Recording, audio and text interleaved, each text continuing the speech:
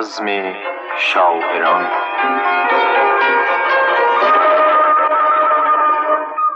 زیر نظر مهدی سهیلی.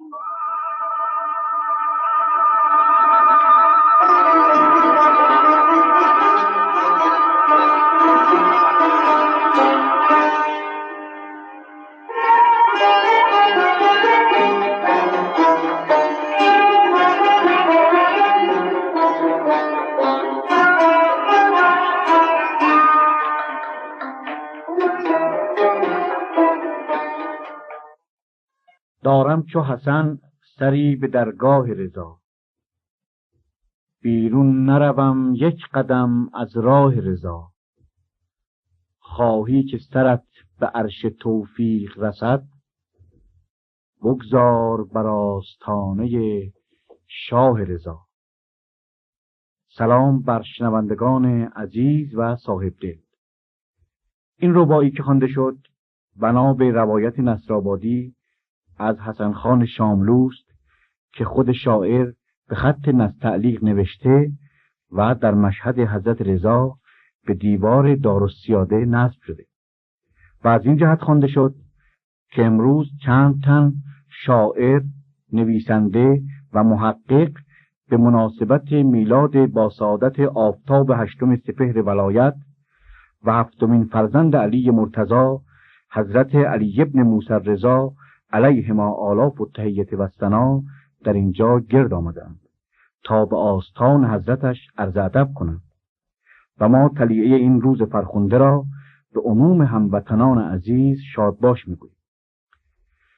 حضرت علی ابن موسی رضا حجتی است که هر روز و هر هفته و هر ماه و هر سال ارباب حاجت برای عرض نیاز و کسب برکت به آستانش جبین میسایند و وجودش به سرزمین باستانی ما رحمت و برکت بخشیده است.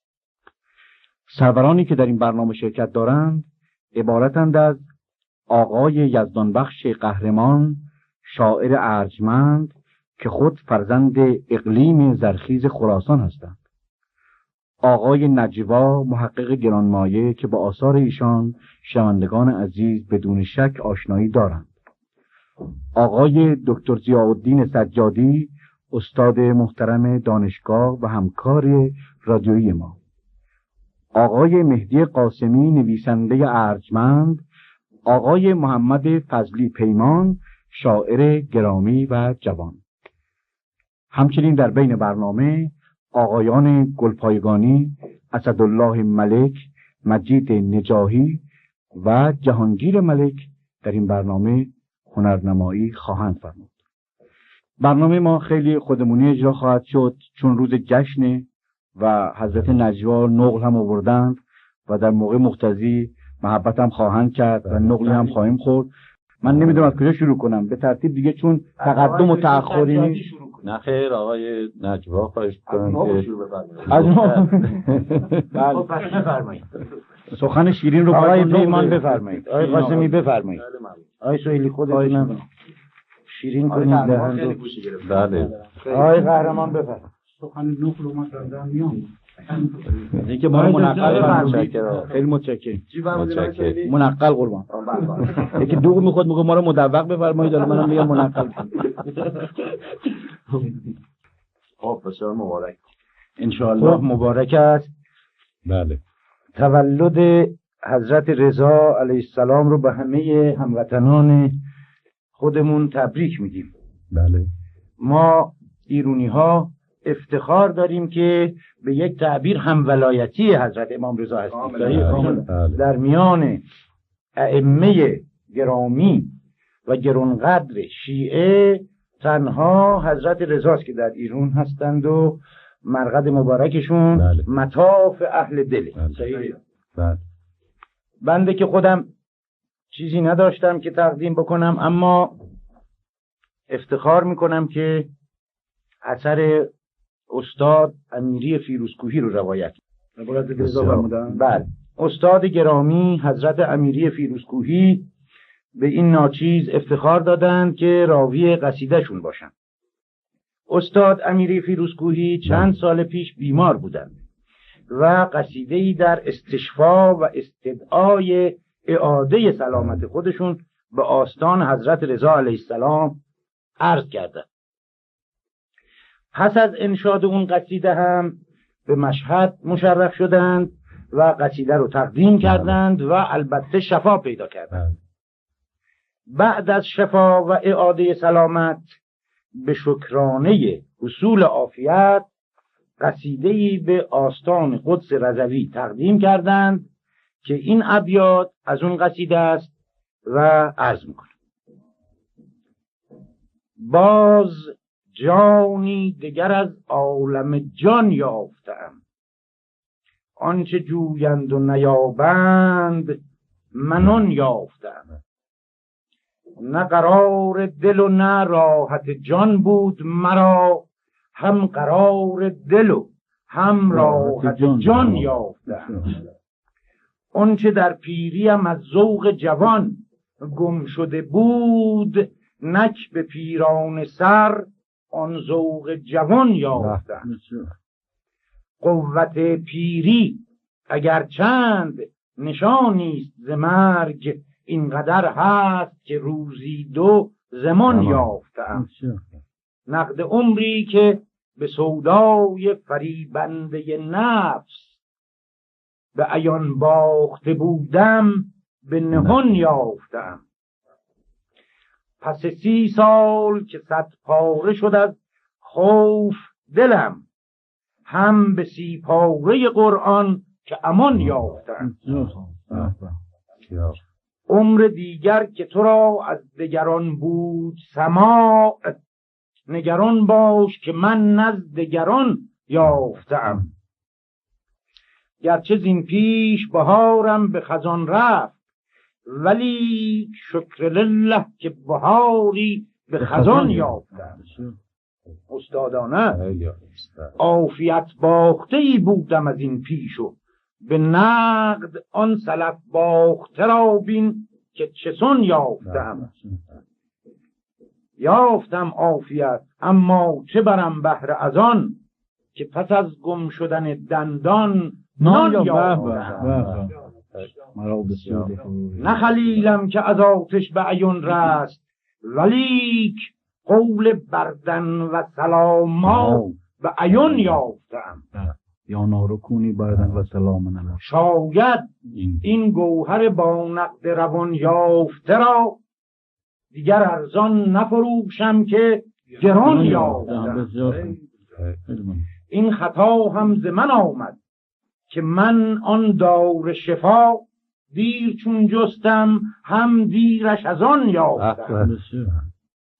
چشمه آب بقا روزه جانبخش رضا، که از آن کوثر دیگر به جهان یافتم. نه همین کوثر دیگر که از آن منحل عذب، هر طرف چشمه دیگر به جنان یافتم.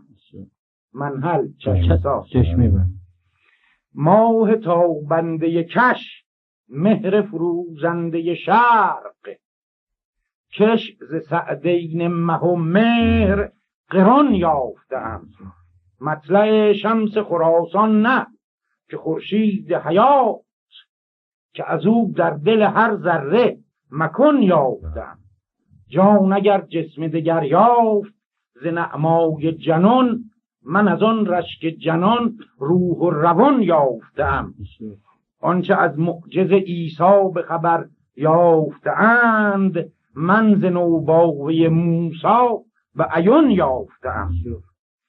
از زبان هر که زیان بیند و من از در او به زیان رفته ز جان را به زبان یافتم. اشاره کردند به اون قصیده استشفا، قصیده اولی. از زبان هر که زیان بیند و من از در او به زیان رفته ز جان را به زبان یافتم. به مدیحش سخنی گفتم و بهر سخنی صله زین به نتوان یافت که جان یافتم. اون چه زن باغ جنون یافت دلتی به امید، به زبان راست نیاید به جنون یافتم. ای تو مرضی حق، ای بوالحسن، ای اصل رضا، که یقین است و پس از وهم و گمان یافتم. جان چو بخشیدیم اینک دل رنجور ببین، زین مقامی که در این دار هوان یافتم. بسیار آفرین. البته همه اینها نثار استاد باید از آقای نجوا هم متشکر باشیم به علت این روایت خیلی خیلی عالی و خوب و شعر خوب و خیلی متشکرم. ضمن سلامت استاد استاد رو هم بخوانیم، هم از خداوند گویا کمکی کسالتی بیمار دارن. بله باید دعا بکنیم و از حضرت رضا بخواهیم که این عنایت به ایشون داشته باشند، همه بیماران شفا پیدا کنند و همچنین آقای پیروزگویی. آقای دکتر سجادی بفرمایید. عرض کنم که اجازه بدید من یه توضیح عرض بکنم، چون مورد استفاده از آقای دکتر رو میخوام عرض بکنم که ایشان در کار خاقانی تحقیق دارند و خاقانی هم اشارات زیاد به خراسان و حضرت علی بن موسی رضا داره. ایشون در زمینه خاقانی و مطالب ایشون در باره حضرت رضا و تمام کارهای شاعرانشون صحبتی بفرمایند به طور موجز و همون با لسان بلیغ و فصیح خود. بله خاقانی که عاشق رفتن خراسان بود و عاقبت هم نشد. مهم اینه که خود آقای دکترم خراسانی هستن اصلا دیگه اهل البیت ادرا به ما فی البیت. عرض کنم که همطور که گفتید خاقانی از کسانی است که واقعا همیشه در تمام مدت زندگیش اشتیاق سفر خراسان رو در دلش داشته و خب با کمال تأسف به علل مختلفی این آرزو بر نیامده است در خاقانی. و بار اول که این سفر رو در پیش گرفته از شروان آمده است به تبریز و از تبریز آمده به ری، در ری دچار بیماری خیلی سختی شده. این در حدود سال مثلا 549 550 هجری قمری بود. اینجا آب و هوای ری خیلی اذیتش کرده و بعد معلومم نیست به چه مناسبت والی ری اونطور که خودش میگه منعش کرده از رفتن به خراسان. بعضیا میگن راه ناامن، راه ری به خراسان. اینجا هم مریض شده. اگر که موافق هستید دو سه بیت از اون اشاره به شهر ری که اینجا بوده بکنیم، بعد اون وقت بریم از قصائدش چند بیتی بخونیم. خیلی به جا. برای اینکه اون وقت حالا شکر بکنیم که ری آب و هوا خوب شده. همونطور که انتظار میرفت محفل ما جنبه تحقیقی هم پیدا کرد. خیلی خوب. که اونجا گفته است که من به ری عزم خراسان داشتم، زان که جان بود آرزومندش مرا. والی ری بند بر عزمم نهاد، نیک دامنگیر شد بندش مرا. این اشاره است به اون که اینجا مانه. ولی این رو همطور که عرض کردم آب و هوای ری خیلی ناراحتش کرده، به طوری که یک قصیده ای ساخته در این زمینه و مطلعش این است که خاک سیاه بر سر آب و هوای ری. بعد دعا کرده از منتها گفته دور باشد، دور از مجاوران مکارم نمای ری. بعد هم در آخر این قصیده میگوید که دیدم سحرگهی ملک الموت را، که پای بی کفش میگریخت ز آب و هوای ری. گفتم تو نیز، گفت چو ری دست برگشاد، بویحیه ضعیف چه باشد به پای ری. بعد اون وقت در اونجا گفته است که البته در این مسئله به مناسبت اشتیاقش به خراسان که در این سفر که نشده، برگشته و رفته به تبریز دوباره و در ابیاتی که حالا من باز به خاطرم از اشاره میکنم بله ممکن میگوید خب حالا اگر اجازه نمیدید من برم به خراسان، اقلا اجازه بدید برگردم به تبریز، به شهر خودم اونجا برم اینو. و بعد از اون که برمیگرده اونجا سالها دوباره این آرزو رو داره تا در 580 هجری قمری اینها قصد میکنه از طریق طبرستان بره به خراسان. میگوید که دیگه ری رو حالا رها کردم و از طریق طبرستان، که حالا در ضمن من به این ابیات هم اشاره میکنم. 3 قصیده به این مناسبت در اشتیاق به خراسان در دیوان خاقانی هست که 2 تاش رو در همون سفر اول گفته است و یکیشو در اون سفر دوم یعنی 580. علتش هم این است که اونجا از یک قرانی صحبت میکنه که 2 سال بعدش باید اتفاق میافتاده، همون قران 582 هجری قمری که انوری هم راجع بهش پیش بینی کرده بود و بعد منتها نشد. در قصیدهش اشاره میکنه. در یکی از قصایدش از کنم اون قصیده‌ای که در 580 میگه مطلعش این است: رهروم مقصد امکان به خراسان یابم، تشنه‌ام مشرب احسان به خراسان یابم. بعد میگوید که چون اشاره به اون مسئله قران کردن، میگه من از قران نمیترسم که میگی 2 سال دیگه میشه، چون 582 بوده، چند گویی که 2 سال دیگر است آفت خصم. من امان از این آفت خصم رو در خراسان خواهم گرفت. یه نکته دیگر هم اجازه بدید من اشاره کنم که خاقانی علاقه فراوان و شدیدی داشته به دیدن دانشمندان خراسان. بله دیگه، و بسیار بله احترام می‌گذاشته به اینها، از جمله اونها محمد ابن یحیی نیشابوری. میگوید که حالا چند بیت از این قصیده اجازه بدید که میگوید که دل کنم مجمر سوزان و جگر عود سیاه، دم آن مجمر سوزان به خراسان یابم. بر کنم شمع وفا را به خراسان طلبم، کان کلید در رضوان به خراسان یابم. در جهان بوی وفا نیست وگر هست آنجاست، کین گل از خار مغیلان به خراسان یابم. مرغ دل را که در این بیضه خاکی قفس است، دانه و آب فراوان به خراسان یابم. من مرید دل پیران خراسانم، از آنک شهسواران را جولان به خراسان یابم. نزد من کعبه کعبه است، خراسان که ز شوق کعبه را محرم گردان به خراسان یابم. به ردای طلب احرام همی گیرم، از آنک عرفات کرم آسان به خراسان یابم.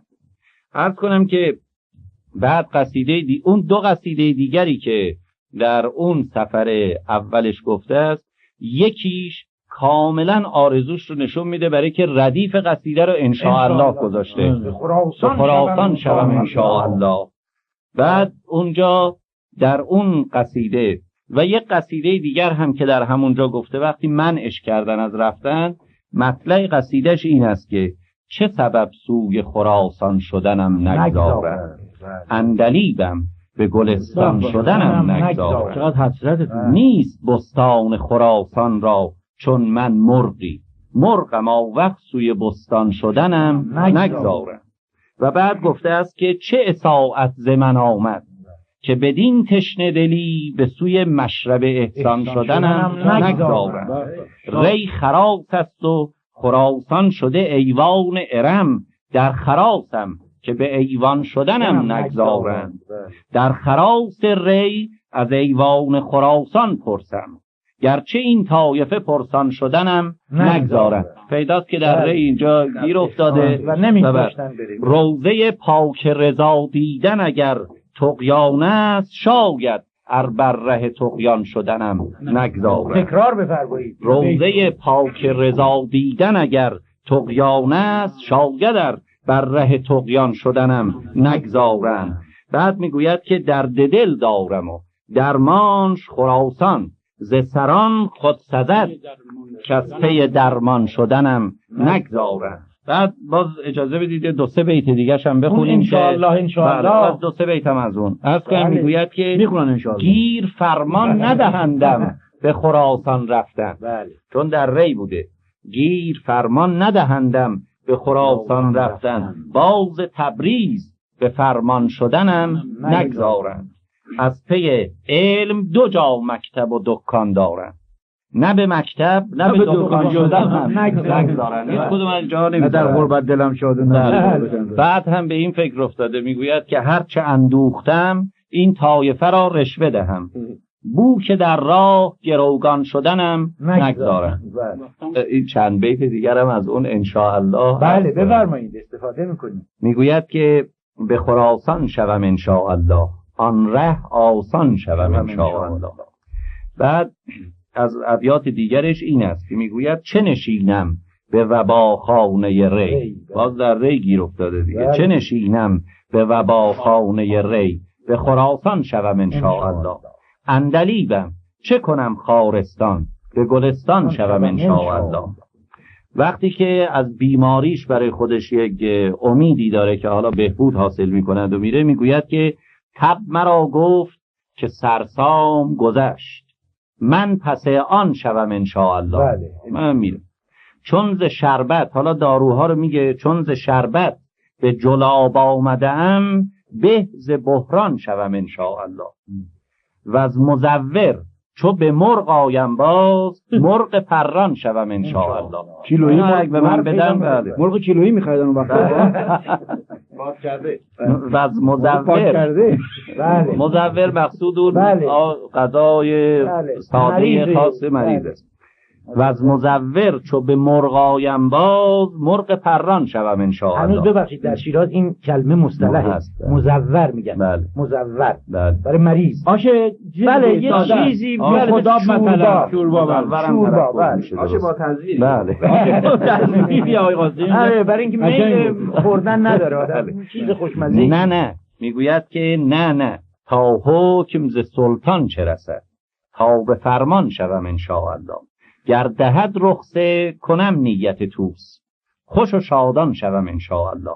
بر سر روضه معصوم رضا، شبه رضوان شوم انشاءالله. گرد آن روضه چو پروانه شمع، مست جولان شوم انشاءالله. البته اشعار دیگری در این قصاید مفصله. اون قصیده اولی در حدود 110 بیت اینطور هاست. و اجازه بدید که اگر مجال داشتیم در این برنامه، چون از خاقانی اسم بردیم و خاقانی خودش رو بدل سنایی غزنوی میدونه، میدونید که میگوید بدل من آمدم در جهان سنایی را. اگر مجال داشتیم اجازه بدید چند بیتی هم از قصیده‌ای که سنایی غزنوی در مدح حضرت رضا علیه السلام سروده است بعد بخوانم. بعد از کنم انشاءالله، بعد از آواز انشاءالله. حالا استفاده کنیم از برای اینکه یک تنوعی پیدا شه در جمع ما و حالت شنوندگان، و بعد بریم بر سر مطالب خوب بعدی از آقای گلپایگانی و سایر هنرمندان استفاده بکنیم و حالی بکنیم و بعد ادامه بدیم برنامه. بسیار خوب. خب بفرمایید. خب تا حضرات سازشون کوک میکنن، بله، بنده یه عرضی دارم و یه رازی رو باید اینجا فاش کنم. این آقای نجوایی که اینجا صحبتشون میکردیم همون آقای سید ابوالقاسم انجوی شیرازی خودمونن. آقا کلی ایشون نگهدارید. بله.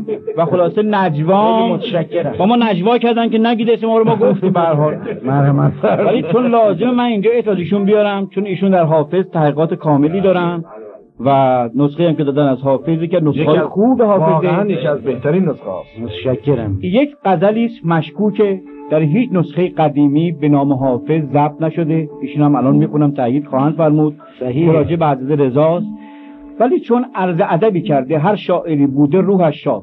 بله، بیشتر محققین انصاف میدن و اظهار نظر کردند از شاعرای دوره صفوی باید این غزل رو گفته باشه. از فیض روز تولد حضرت رضا علیه السلام روشن شد که این غزل از حافظ نیست، اما این غزل ارزش داره برای اینکه عرض ادبی است به آستان قدس رضوی و به آستان حضرت رضا علیه السلام. ولی البته بافت کلام حافظ نیست. بله معلومه، مال دوره صفوی و اون اوقات. بنده این غزل رو میخونم، بعد از آقای گلپایگانی خواهش میکنم 3-4 بداد همین غزل رو برای ما بخونم. بسیار مناسب. استدعا میکنیم از آقای گلپایگانی. ای دل غلام شاه جهان باش و شاه باش، ای دل غلام شاه جهان باش و شاه باش، پیوسته در حمایت لطف اله باش. چون احمدم شفیع بود روز رستخیز، گو این تن بلاکش من پرگناه باش. آن را که دوستی علی نیست کافر است، گو زاهد زمانه و گو شیخ راه باش. امروز زنده ام به ولای تو یا علی، یا علی. فردا به روح پاک امامان گواه باش. امروز زنده ام به ولای تو یا علی، فردا به روح پاک امامان گواه باش. قبر امام هشتم سلطان دین رضا، از جان ببوس و بر در آن بارگاه باش. دستت نمی رسد که بچینی گلیز شاخ، باری به پای گلبن ایشان گیاه باش. احسن، خوب آورده. دستت نمی رسد که بچینی گلیز شاخ، باری به پای گلبن ایشان گیاه باش. این بیتش خیلی خوبه، همش چند بیت خوب داشت. مرد خداشناس که تقوا طلب کند، خواهی سپید جامه و خواهی سیاه باش. حافظ طریق بندگی شاه پیشه کن، حافظ طریق بندگی شاه پیشه کن، وانگاه در طریق چو مردان راه باش. خیلی متشکرم. من تصور میکنم حافظ راضی باشه به نام او بخوانه. حتما.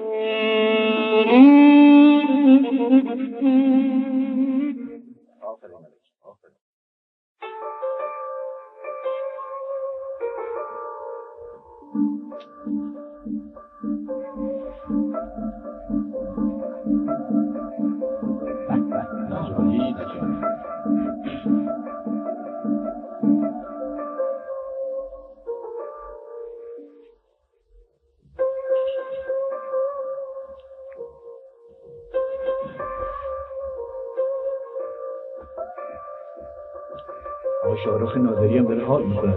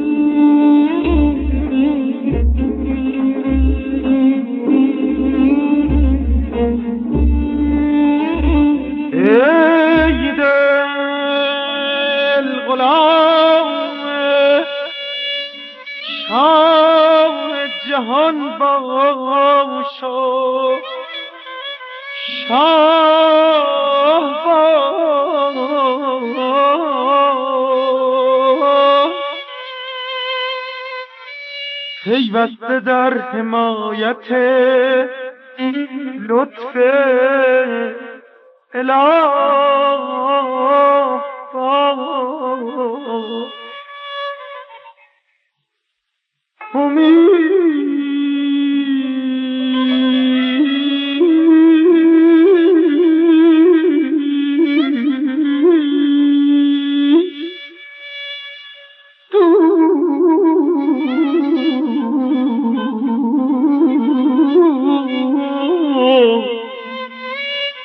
امید منم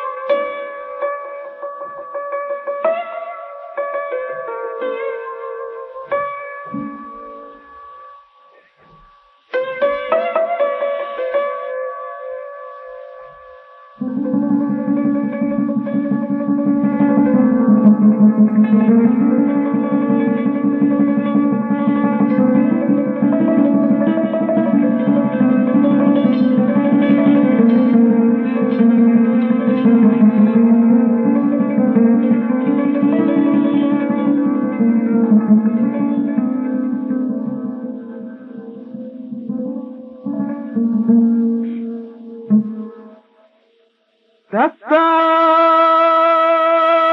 نمیرسد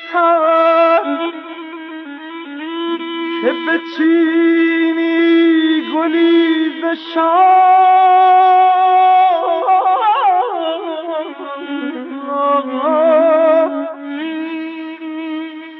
باری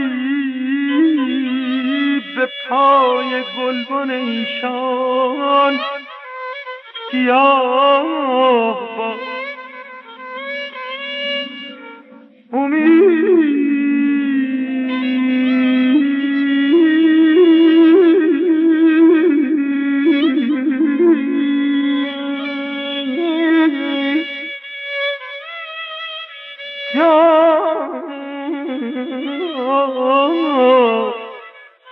باری به پای گلبن ایشان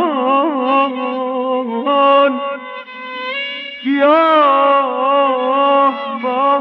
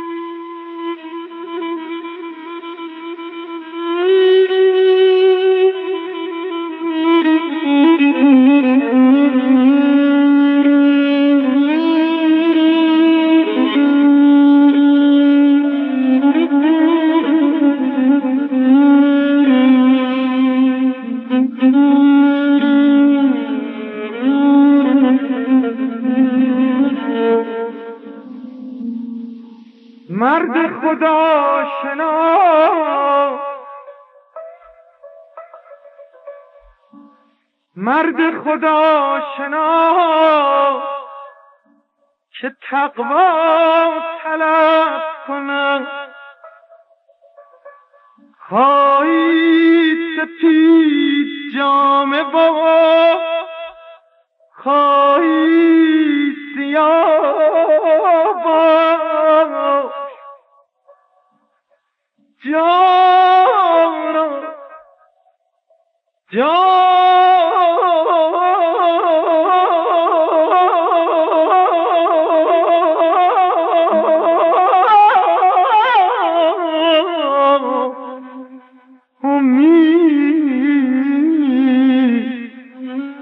خواهی سپید جامه با خواهی سیاه با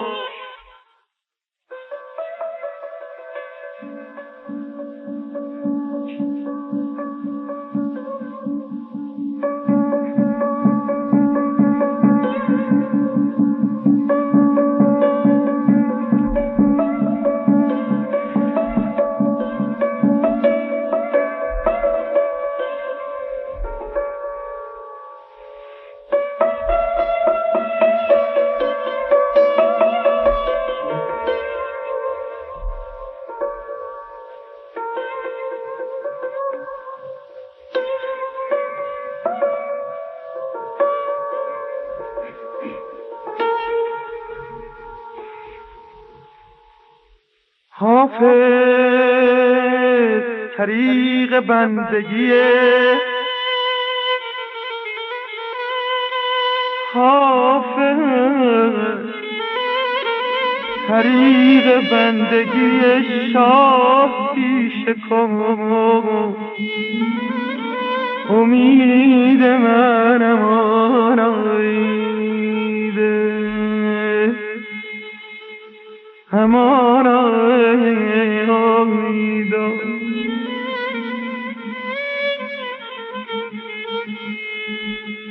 حافظ طریق بندگی شاه پیش کن.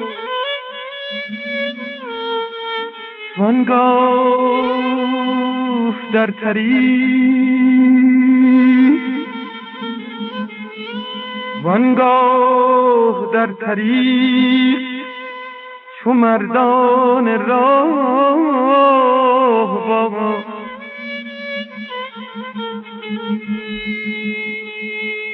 وانگاه در طریق چو مردان راه با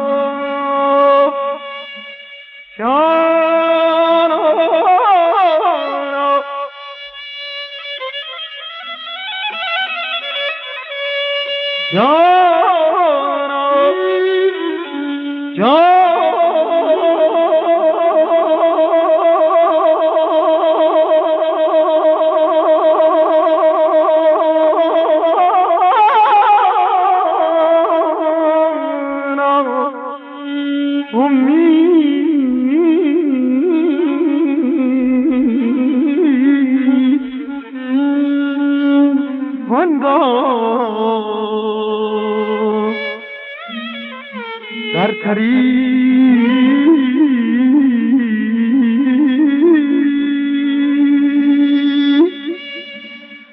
چو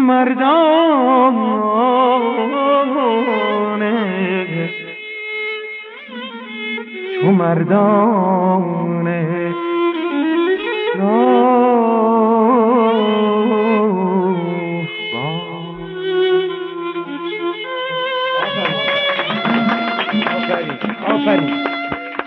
حالی کردیم. من دیدم که از پشت شیشه آقای شاهرخ نادری، آقای بدیزاده همه در حال بودن و همه بله جز ارادتمندان ائمه اطهار هستیم و حالی کردیم. خیلی خیلی متشکریم. خب حالا از کدوم از سروران شروع بکنیم؟ از آقای قهرمان، از آقای پیمان، آقای دکتر سجادی با صحبت دارن. آقای یزدانبخش من قهرمان می‌خواستم استدعا کنم که آقای قاسمی چون گویا شعر استاد رو روایت خوان فرمود. کدام استاد قربون؟ استاد ملک الشعرا. آقای قاسمی شعر استاد ملک الشعرای بهار رو انتخاب کردن. مقدما شعر استاد. خب البته آقای قهرمان حق دارند که این تقدم رو قائل بشن، چون درسته که خاندان خود آقای قهرمان خاندان علم و هنر و مشهور خراسان هستند. صحیح. اما به دو سبب. صحیح. آقای قهرمان البته مقدم بر آقای قاسمی شعر نخواهند خوند، برای اینکه آقای قاسمی راوی شعر استاد ملک الشعرای بهار هست. استاد ملک الشعرای بهار استاد آقای قهرمان بنده و جناب عالی آقای قاسمی هم مهمان خراسانی هستند، میزبان آیون هستند، آقای دکتر سجادی و آقای قهرمان. ولی علاوه بر این آقای قهرمان رابطه سببی هم دارند برای اینکه با خاندان استاد وصلت کردند و بانو ماه ملک بهار که خود ایشون هم اهل علم و کمال و اهل قلم و اهل نویسندگی هستند و یکی از مترجمین بسیار خوب ما هستند، همسری آقای قهرمان رو دارند و از این جهت آقای قهرمان حق دارند که من هم همین استعداد دارم که عرض کنم که حق این بود که باز هم استاد قهرمان نوبتشون بود و البته نوبت اول هم از ایشان بود، ولی چون فرمودند بنده امر ایشون رو اطاعت میکنم. استعداد بالاخص این که باز از هر جهت که فکر کنیم باز به استاد نزدیکترند، ولی من از اون جایی که خواستم که خب تکلیفی بود آقای سهیلی گردن بنده گذاشتن و اینم هنوز راستش نمیدونم چرا که بنده در این محفل شعرا و محققین چرا باید شرکت کنم نمیدونم. شما اهلیت دارید. به هر حال بنده با اجازهتون یک قصیده بلند و متولی است از استاد ملک الشعرای بهار که بنده شخصا معتقدم که در قله شعر کلاسیک ایران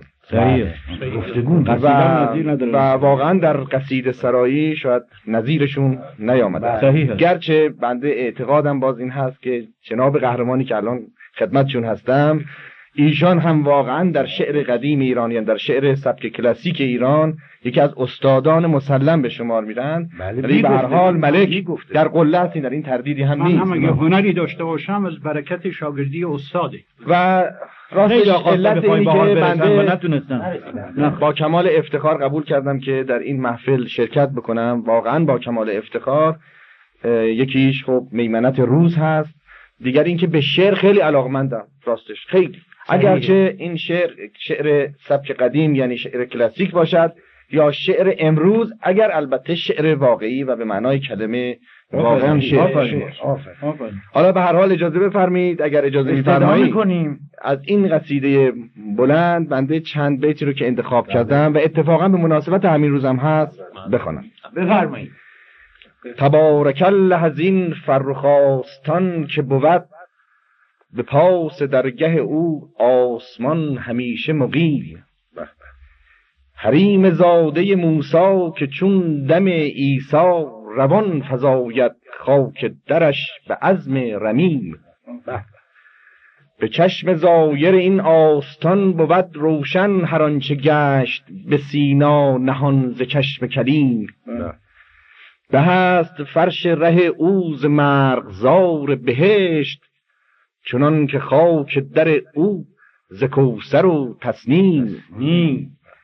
زهی بران که نهد روی دل بر این درگاه، برای صافی و دین درست و قلب سلیم. چنان که خادم این در بهار مدح سرای، که هست بنده دیرین و خاکسار قدیم. جوان شاد کمین چاکر این آستان، که از ره عجز نهاده است به کوی رضا سر تسلیم. مگر ستاند روزی ز خاک این درگاه، دوای جان علیل و شفای قلب سلیم. ز پاک یزدان ما را دمی هزار درود، بر این حریم و خداوند این خجسته حریم. احسن. آفرین. خب حالا دیگه نوبت عنایت آقای یزدانبخش قهرمان هست. عرض کنم که من متاسفم که قبلا نمیدونستم که امروز سعادت شرکت در این مجلس عالی رو خواهم داشت. به لاحق این بود که به خصوص برای امروز و به یمن جشن ولادت با سعادت حضرت ثامن الائمه علیه آلاف التحیت و ثنا شعری آماده می‌کردم قبلا. بله. شعری مخصوص امروز. بله. ولی چون متاسفانه خبر نداشتم و دیر با خبر شدم، اینه که میخواستم برای اینکه از فیض شرکت در این مجلس محروم نباشم، شعری رو که در 30 سال پیش تقریبا نزدیک 30 سال پیش، یعنی در سالی که دانش آموز کلاس 4 دبیرستان شاهرضای مشهد بودم، در اون وقت ساختم. با اون شعر کتیبه در مسجد ریاض شده در آستان مقدس حضرت رضا. با اجازهتون قسمتی از اون قصیده رو قرائت کنم. استدعا میکنم، بسیار مناسبه. من مقدمش هم عرض کنم که من در تابستان سال 1316 که پس از تعطیل دبیرستان به زادگاه خودم فیض‌آباد محولات رفته بودم از مشهد، نامه‌ای از جناب محمود فرخ شاعر گرانمایه خراسان که گمان میکنم در اون وقت ایشون سرپرستی دبیرخانه نیابت تولیت رو عهدهدار بودن، دریافت داشتم که مرحوم فرموده بودن که به دستور نیابت تولیت قرار است که در مسجد ریاض یکی از بقاع متبرکه حضرت ثامن الائمه نصب شود و نقره کاری شود. بله. و چون از قدیم مرسوم بوده که در این جور موارد شعری و ماده تاریخی گفته میشده و روی در نقره کاری میشده و حالا هم قرار است که در مشهد شعرا هر کدام که توفیق و سعادت این کار رو داشته باشن شعری بسازن و از میان اونها اون که مناسب تر باشه انتخاب شه. تو هم که حالا در اونجا هستی و بیکاری و شاید فرصتی داشته باشی و سعادت هم یاری کنه، تو هم چیزی بساز، شاید انشاءالله شعر شما برنده بشه. بنده با این که در اون وقت حقیقتش اینه که هنوز در این زمینه هیچ تواضعی نکرده بودم و چنین آرزویی که البته داشتم ولی امید نداشتم که شعر من مورد پسند واقع شه، ولی باز هم از روان امام علیه السلام همت خواستم و شعری گفتم و فرستادم. و در شهریور ماه که به مشهد آمدم معلوم شد که همون چکامی که من گفتم و فرستادم در میان بقیه اشعار انتخاب شده که برای کتیبه در داده شه و نقره کاری شه. جایزه چقدر گرفتی قربون؟ والله جایزه‌ای که جایزه رو از خود حضرت استدعا کردم، فقط کتباً تقدیر شد از من، نامه‌ای نوشتم کتباً تقدیر شد از نیابت تولیت. بله. خب حالا با اجازه دوستان گرامی قسمتی از اون قصیده رو عرض میکنم. استدعا میکنم. خواهش میکنم. ای بر در سرای تو جبریل بنده‌وار، روز و شب ایستاده به فرمان کردگار. در پیش بارگاه تو کروبیان قدس، چون زائران ستاده به تقدیس این مزار. بسیار مکرر بفرمایید. در پیش بارگاه تو کروبیان قدس، چون زائران ستاده به تقدیس این مزار. بسیار. موسی ستاده در ره این قصر پاسبان، عیسی نشسته بر در این کاخ پاسدار. بسیار. بنیان آستان ملک پاسبان تو، بر پایگاه عز و شرف گشته استوار. از رفعت تو عاریتی رتبت خلیل، و از خانه تو منزلت کعبه مستعار. بسیار. خاک در تو قبله آمال خاص و عام، خلق جهان به خلق کریمت امیدوار. بسیار. تا حاجت دلی به کرامت روا کنی، صاحب دلان سوی حرمت گشته ره سپار. بسیار. بعدش البته گریز به قسمت‌هایی است که مطابق مرسوم اسم نایب توضیح تاریخ و تا میرسه به آخر که ماده تاریخش هم این بیت آخره که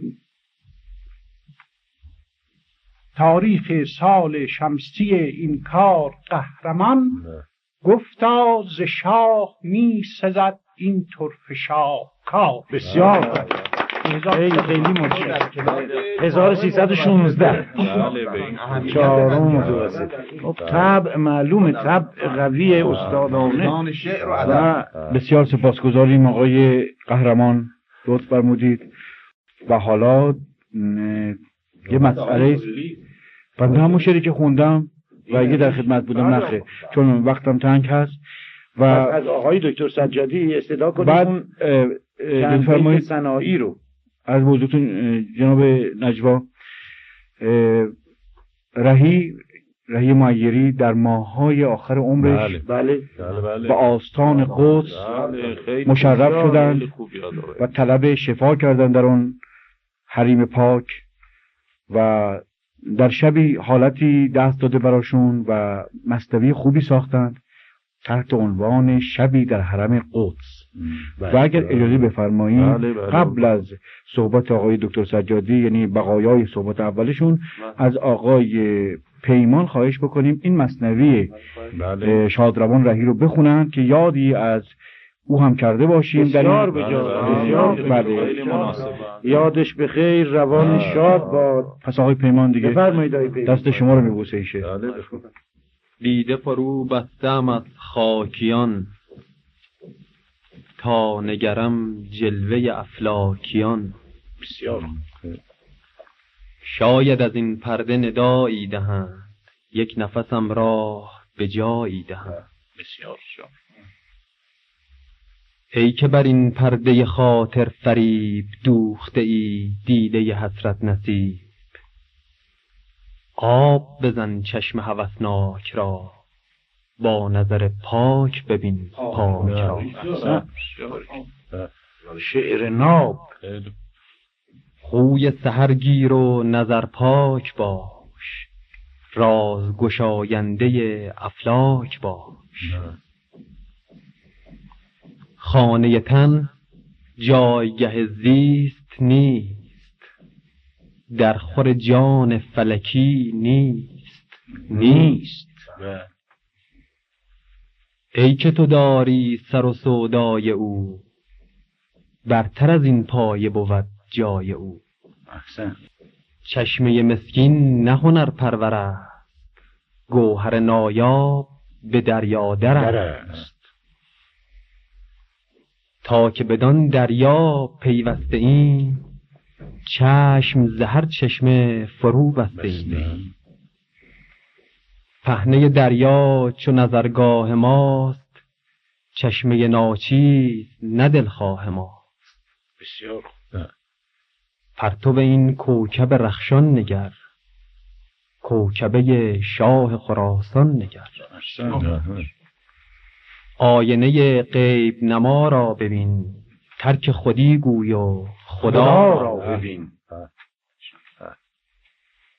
هر که بر او نور رضا تافته است، در دل خود گنج رضا یافته است. سایه شه مایه خرسندی است، ملک رضا ملک رضامندی است. کعبه کجا طوف حریمش کجا، نافه کجا بوی نسیمش کجا. خاک ز فیض قدمش زر شده، و از نفسش نافه معطر شده. من کیم از خیل غلامان او، دست طلب سوده به دامان او. دوباره من کیم از خیل غلامان او، دست طلب سوده به دامان او. ذره سرگشته خورشید عشق، مرده ولی زنده جاوید عشق. شاه خراسان را دربان منم، خاک در شاه خراسان منم.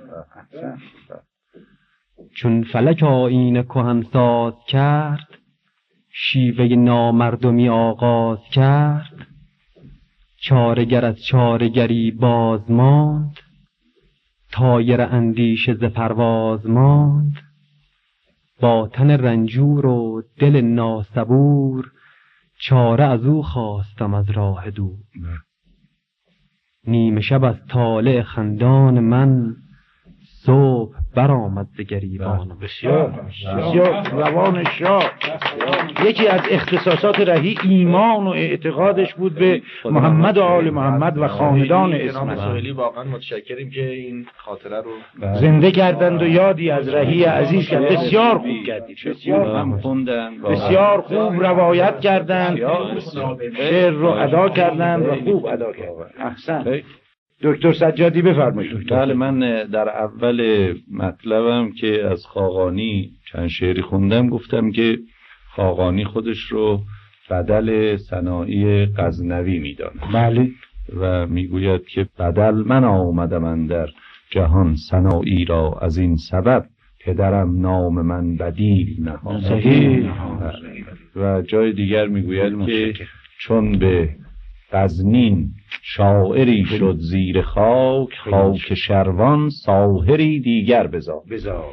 عرض کنم که به این مناسبت من یادم آمد که سنایی غزنوی هم که از بزرگترین شاعران ماست، یک قصیده ای دارد در مدح حضرت رضا علیه السلام که چند بیت اون این است. اولا مطلع اون قصیده این است: دین را حرمی است در خراسان، دشوار تو را به محشر آسان. مطلع قصیده است.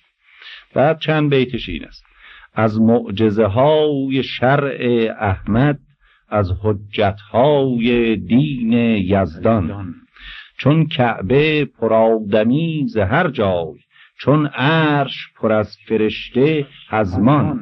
هر زمان از خاتم انبیا در او تن، از سید اوصیا در او جان. از جمله شرطهای توحید، از حاصل اصلهای ایمان. فکر میکنم این اشاره است به اون حدیث سلسلة الذهب معروف که حضرت گفتند که کلمت لا اله الا الله اسنی و بعد گفتند که و انا من شروطها. فکر میکنم این بیت اشاره است. بازم این بیت رو تکرار بفرمایید. از جمله شرطهای توحید، از حاصل اصلهای ایمان. خوب درک فرمودید. درست. مهرش سبب نجات و توفیق، کینش مدد هلاک و خذلان. بیشک مأمون چو به نام او درم زد، بر زر بفزود و هم درم زان. بی نام رضا همیشه بی نام، بی شان رضا همیشه بی شان. کس نیست که نیست از تو راضی، کس نیست که هست بر تو غضبان. بعد میگوید که اندر پدرت وصی احمد بیتیست مرا به حسب امکان. تضمین کنم اندر این قصیده که این بیت فرو گذاشت نتوان. بیت این است: ای کین تو کفر و مهرت ایمان، پیدا به تو کافر از مسلمان. این هم درباره حضرت علی علیه السلام. ای کین تو کفر و مهرت ایمان، پیدا به تو کافر از مسلمان. در دامن مهر تو زدم دست، تا کفر نگیردم گریبان.